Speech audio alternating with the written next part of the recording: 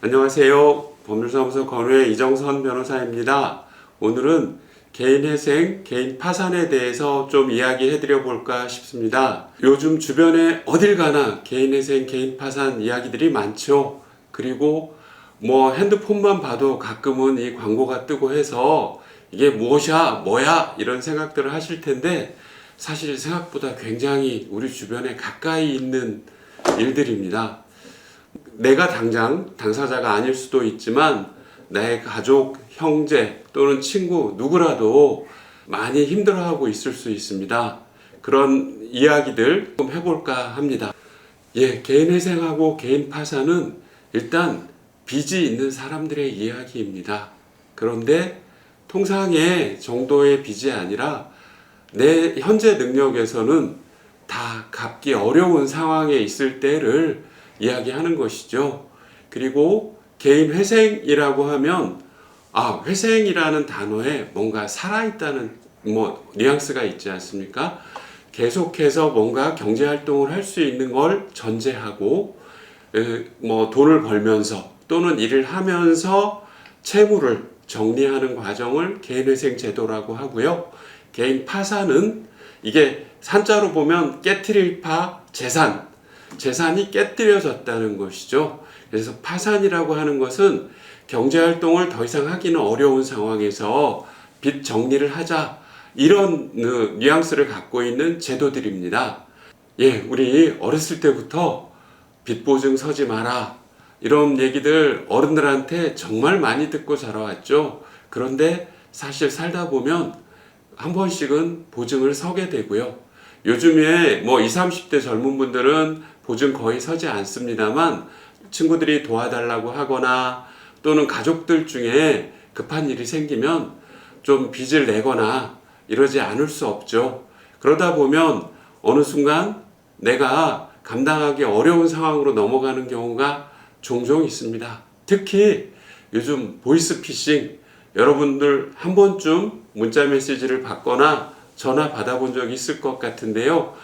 이런 부분들에 휘말려 가지고 감당하기 어려운 빚이 생기는 경우들 종종 있습니다. 혼자서 해결하려고 하면 정말 불가능하죠. 이때 국가가 조금 도와줄 수 있는 제도, 그게 개인 파산, 개인 회생 제도입니다.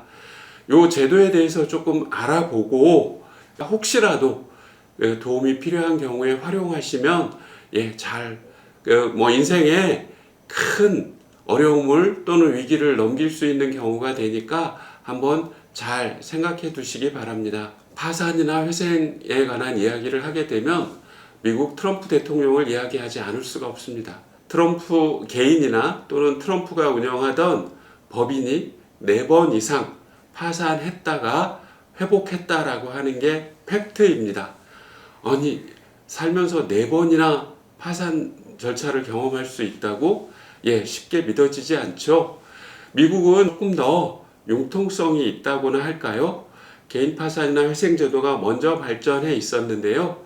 트럼프가 이것을 잘 활용했고 그 여러 위기를 극복한 후에 지금은 전 세계 가장 강력한 나라의 대통령이 돼 있죠. 그렇다면 우리도 파산이나 회생 제도 활용해 볼 수 있다 이런 생각할 수 있지 않을까요? 빚이 어느 수준을 넘어가게 되면 감당할 수 없게 되죠. 이런 때가 되면 사람들은 이렇게 점점 소극적이 되고 주변하고 소통하지 않게 되는데 아주 나쁜 결과로 이어지기도 합니다. 근데 그럴 때 파산이나 회생 제도를 생각해 보십시오. 우리가 살고 있는 인생에서 많은 문제가 돈 때문에 생기는데 그 감당할 수 없는 빚도 결국은 돈과 관련된 문제이지 않습니까? 파산 회생 제도가 조금 전에 말씀드린 트럼프 대통령이 활용했던 것처럼 상당 부분을 도와드릴 수 있고 위기에서 극복할 수 있게 해주는 계기가 될 수 있습니다. 우리나라에서도 1960년 이후에 파산 제도가 있기는 했습니다. 그러나 거의 활용되지 않고 있다가 1990년대 후반 IMF 위기 이후에 활성화되었습니다. 이제 그때 이후로 벌써 약 20년이 넘어가고 있는데요. 이제는 파산 회생 제도가 상당히 많이 알려져 있어서 아까 말씀드린 것처럼 광고도 많이 하고 많은 사람들이 활용하고 있는데 평소에 이 부분에 큰 관심을 갖고 있지 않다 보면 막상 내가 위기에 봉착했을 때 조금 의사결정이 늦어지고 할 수 있습니다. 코로나 이후에 사실 개인 파산 회생 제도의 활용도가 크게 높아졌습니다.